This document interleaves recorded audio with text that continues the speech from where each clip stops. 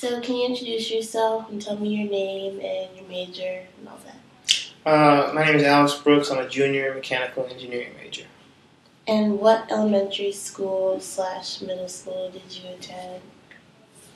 I went to a middle school called Compton Drew. It was a public middle school. My high school was called St. Louis University High School, and that's when I started private school. And so what school did you go to for middle school and high school? It's called MICDS, which stands for Mary Institute in St. Louis Country Day School. And was that public or private? It's a private school in Ladue. You are, what you're studying? Sure, so my name is Clay Reed. I'm a senior, finance major. Can you talk a little bit about the racial and economic demographic of the school? So who is there? Sure, so from a racial demographic perspective, predominantly Caucasian. Maybe like less than 10% of any minority. And economic demographic, upper wealthy individual. What was typically served at lunch? Usually there would always be a main entree, which probably had a meat with some type of vegetable or side. I remember there was always some type of dessert, usually like a selection you could choose from. And there was always a salad bar as well. You got?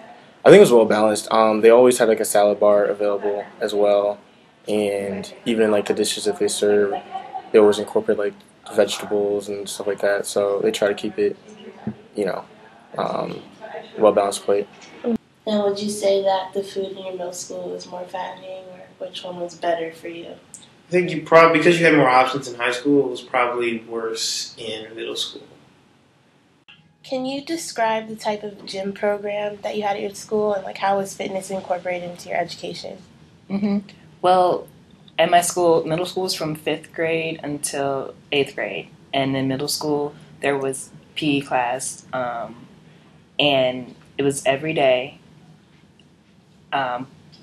And it was split into sections, so you would go through different rotations of playing different sports, learning about different sports. We also had dance class for rotation, swimming for rotation.